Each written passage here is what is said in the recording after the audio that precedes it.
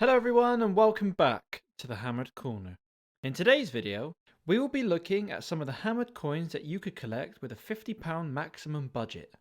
All coins shall be under £50 from different dealer and seller websites.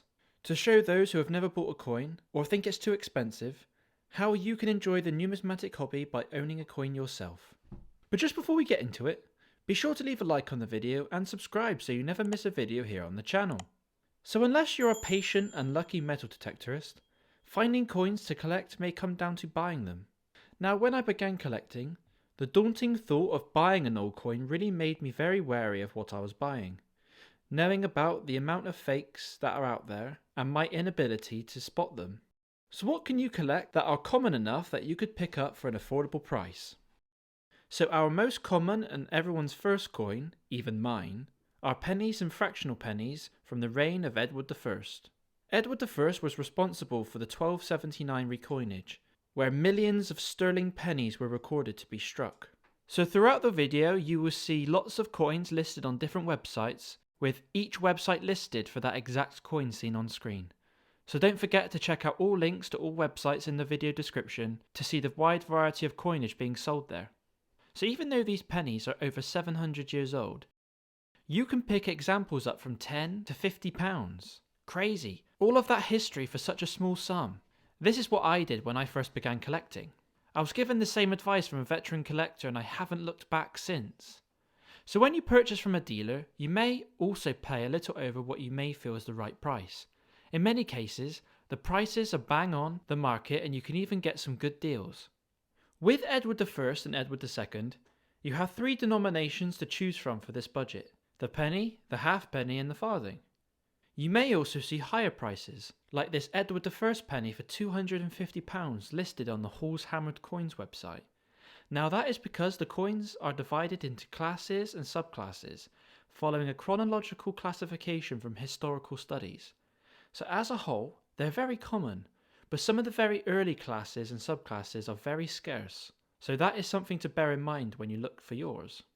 So as you can see, you can buy a lesser quality coin to kick off your numismatic journey. Another great way to buy cheap coins is buying them in coin bundles, where you may see a couple of coins you'd like, so you buy the whole bundle and sell the coins you don't want, making the keepers that much cheaper. But that will come with time and confidence once you know the coin market a little better. Secondly, we have coins from the reign of Henry III. Now Henry III can be divided into short and voided long cross, both being fairly cheap to obtain.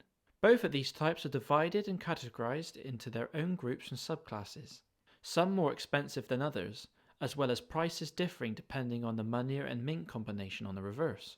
The most common coin you could find would be a Henry III voided long cross penny, with the mint being London and the moneyer being Nicole. Some high-end examples are now fetching hefty sums, in the £100 region, but these are very common in fine condition and way under £50. If you're really wanting to get into this hobby but money is extremely tight, then you can find groups of cut halves for £10 to £20, where coins were cut to make smaller denominations, and this is a great way to research and own a piece of history. And finally, I suggest looking at coins minted during the reign of Elizabeth I. Now her long 45-year reign and national recoinage means her coins are extremely common, very often found by detectorists every year. This means her high-grade examples are comparatively cheap to her predecessors.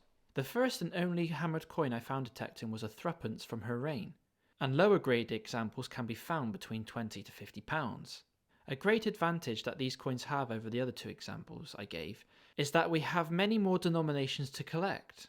Lower examples of coins that build confidence and knowledge are a great stepping stone into the hobby, and will allow you to wait for an upgrade should your financial situation get better, or whether you are a beginner, nervous spending such an amount on a coin. I know I was. The jump from £30 to £150 was incredible. I felt sick for weeks, but now spending £150 doesn't seem a lot. And if that's something that you'd like to get into, then starting small is a great way to start. Now in the UK, we have loved learning about the Tudor history, and most people, like me in the beginning, had no idea that I could own a piece of the same history for such a small amount of money. And it's important to remember for all the new collectors that yes, some coins may not be in the best condition, But the sole reason that we're in this community is to appreciate and value history that is hundreds and thousands of years old, holding the same coins that others did hundreds of years ago, living a life that we can only comprehend through paintings, even taking it back 1,000 years ago when very little remains of what life was like back then. So obviously this isn't a full list of coins that you can buy for under £50, so there are many other different coins that you could buy for this price, with the ability to buy most coins in this price range in really bad condition. But for a starting coin with a good amount of detail, these are the three that I would begin looking for, as that is what I did when I started collecting. Now all of the websites and dealers that you have seen in this video will be down in the description below. Make sure to give their website a visit and take a look at all the coins they have for sale.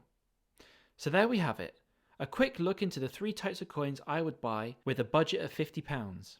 Be sure to leave a comment down below of any coins that you think could appear in this list. Thank you all for watching, and as always, keep collecting!